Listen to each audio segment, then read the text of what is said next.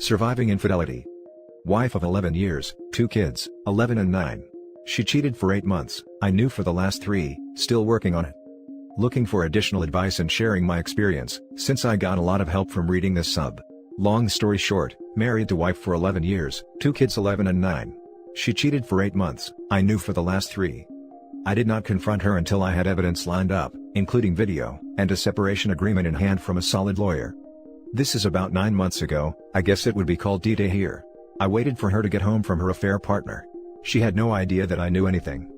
The second she saw me sitting at the table, she got very nervous. I asked her to sit down because we needed to talk. I was totally cried out at this point and didn't really care. I had decided that divorce was the only option, the day I first found out. Wife sits down looking very panicked. Wife, you are scaring me? What is this about? Me, I am not here to discuss your infidelity, I know everything. I am here to sort out our separation and divorce. I put my wedding ring on top of the folder with the separation agreement inside and pushed it in front of her. The wife starts bawling, begging, apologizing, pleading. All the usual stuff. We get nowhere. I just toss whatever she comes up with, back in her face. I love you, me, you hurt me the worst I have ever been hurt and sleep with other men because you love me so much? After a couple of hours, I tell her to go to a hotel and that we will continue tomorrow. I tell her if she doesn't sign the separation agreement, I will tell everyone today what she has been doing. I know, signed under duress, but at the time, I just wanted it to end. She ends up signing, she leaves and I receive messages and calls all night. I answer occasionally in one short responses. Mainly, I will not read this message or talk to you until tomorrow afternoon. The next day the severity of the situation has sunk in with her. She begs for another chance, marriage counseling, etc. She will do anything. I informed her that I would file on Monday and that she had 90 days to convince me that divorce is a mistake. I don't know why I offered that. I was weak, I had decided to end it and I just folded. The next day, I had prepared a list of things she had to do.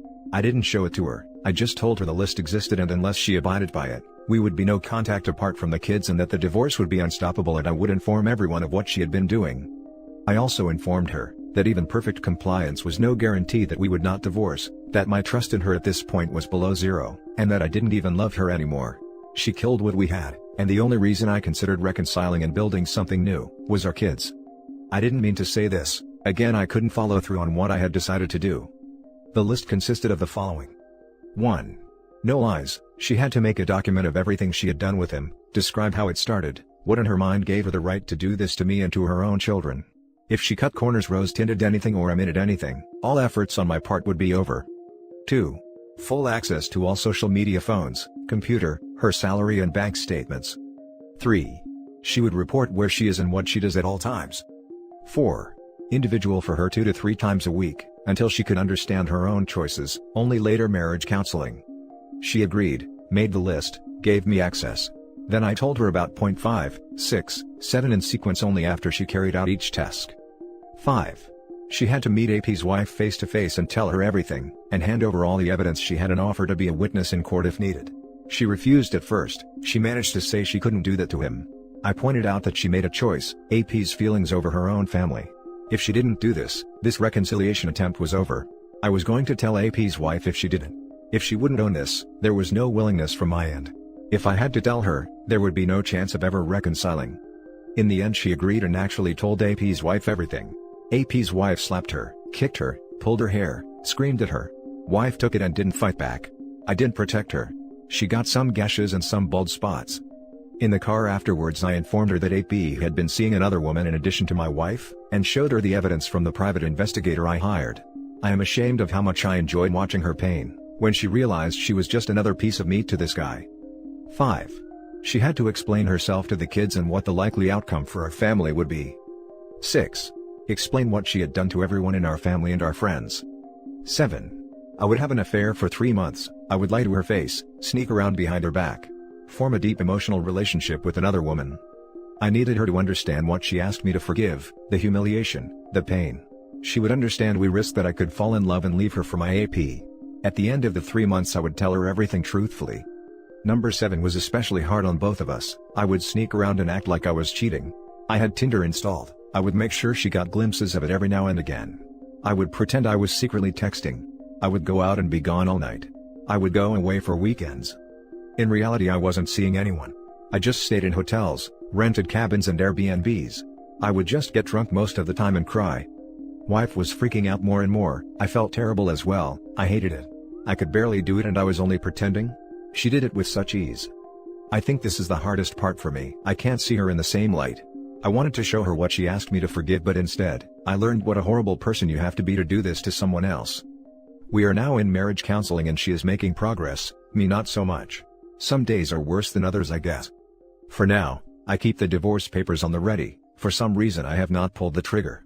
Not entirely sure if I understand why. We haven't been intimate or very close, but we are not fighting anymore, so I guess that is progress. She is very apologetic. I know we have a long way to go. Who knows where we will end up. I can't get past how terrible I felt when I pretended, yet she did it with ease. I just can't see her in a positive light. I see her as a monster. I wish I ended it the first day, but now that I have dragged us both so far along, is there any way for me to move past seeing her like this? I have forgiven the rest, I just can't get past this.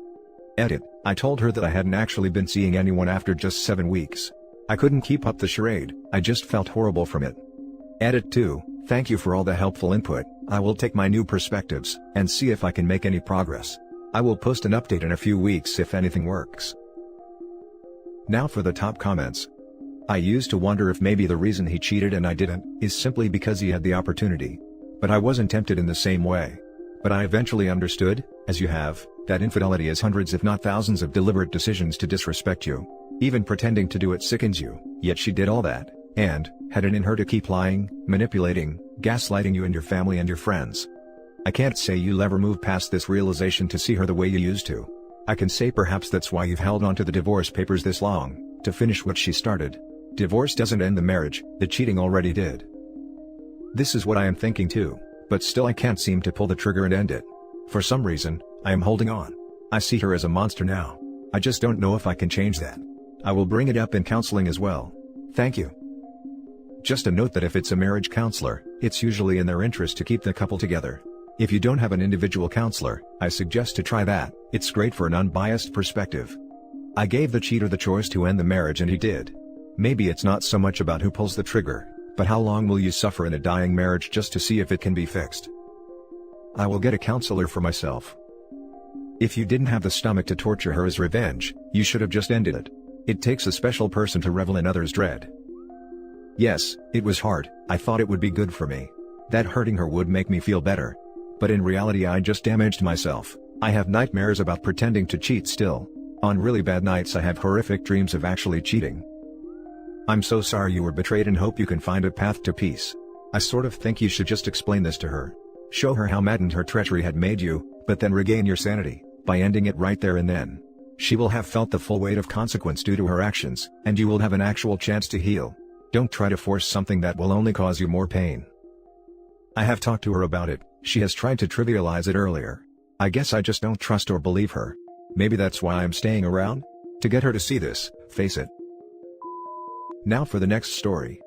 My ex, 28 female, messaged me today after no contact for almost 2 months saying she's sorry, and that she wanted to know if I would give her another chance, but she honestly hurt me a lot when she left and over the time we were together.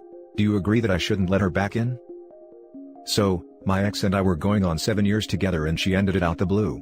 Well, more so I should say, she ignored me for a few months and selfishly refused contact with me until she was ready to leave me to suffer alone. Now I know I brought my own doom upon me for not leaving sooner and I may be stupid for that, but I never wanted to lose the woman I was madly in love with. She was the type of person who got angry at absolutely nothing, and always did. She started literally every fight we ever had. Let me give you some examples. I once crossed the road without her and she reacted by crying, pushing me off of her in front of everyone, telling me to F off, and then had me stay with her while not saying a single word to me for hours, until I went home just to finally apologize for her behavior. Another time she thought I had killed a spider in her room, and reacted the same exact way. Her go-to was to just start something and then shut down, always saying, "This is how I feel, I can't control it," yet not even try to change. She was manipulative as hell, and so controlling. I couldn't have my own opinion or thoughts, it was always her way or no way. She would overreact to absolutely everything and just get crazy out the random. But I could never say anything because she couldn't handle criticism.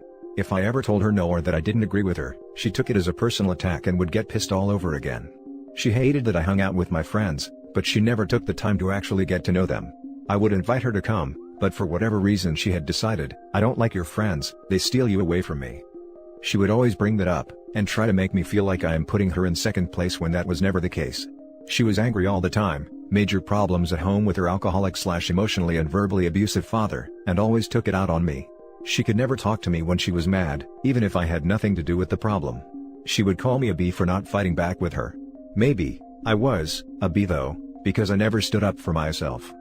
She would yell in my face and curse me out until I cried. She would punch me in the chest and arms and want me to say sorry to her for making her upset. She never once said sorry for all the times she hurt me. Her excuse was, "I can't change how I feel. I don't think I can ever forget that you did this," and my idiot self always said sorry. I always told her it was okay, when it never was. I had to bite my tongue, because in my heart, I still loved her and wanted to be there when she became a better person.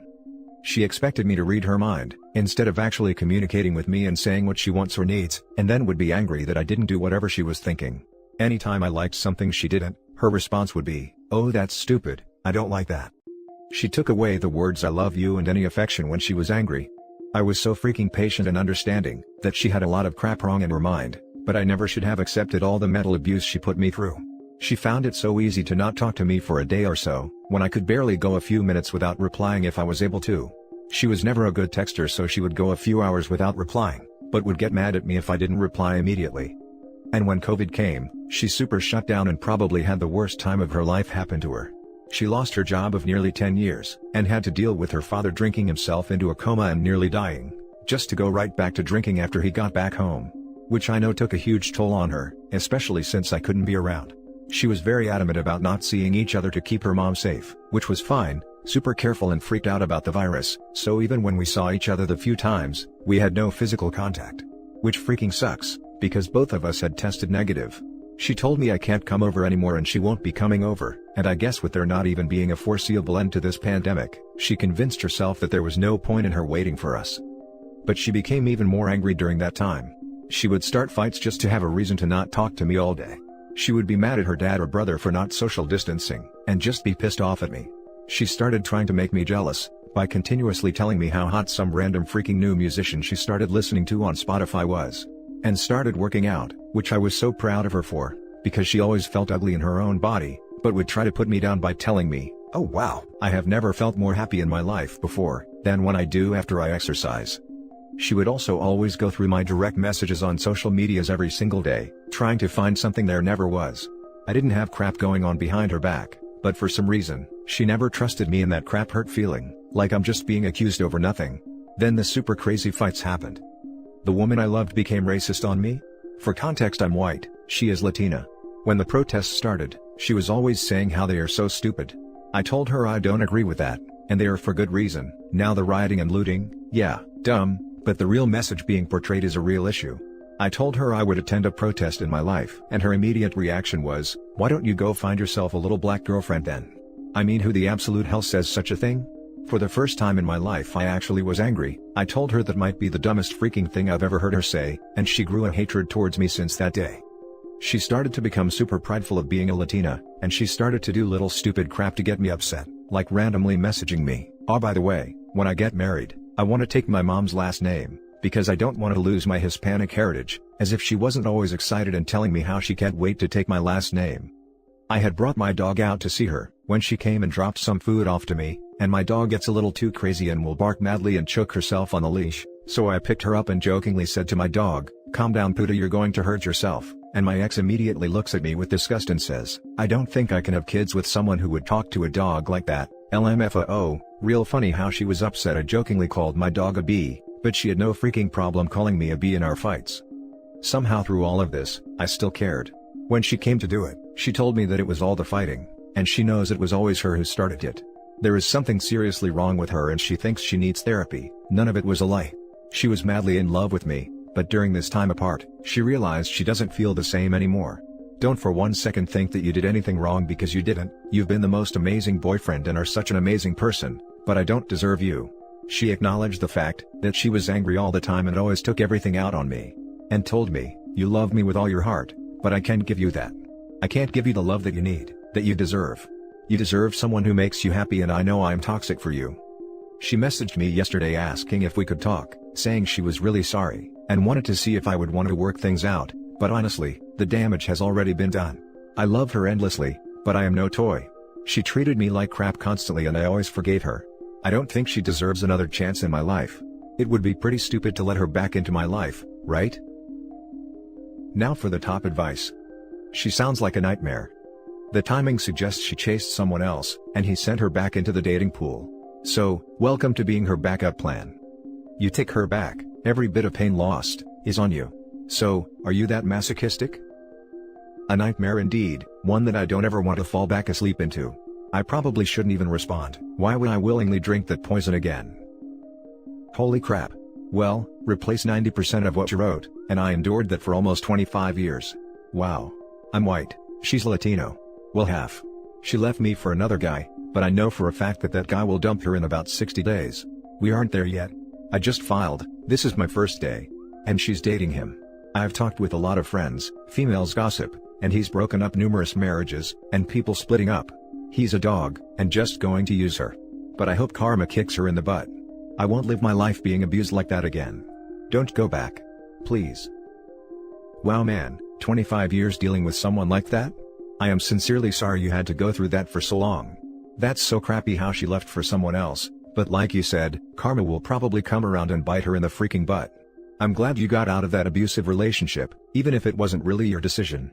As for the guy, F that trash. I won't allow myself to be her doormat again. Living life walking on eggshells is no way to live. And that's it for this video guys. If you have thoughts to share, leave a comment below. Don't forget to hit like and subscribe if you like this content. I'll catch you in the next one. Good day everyone.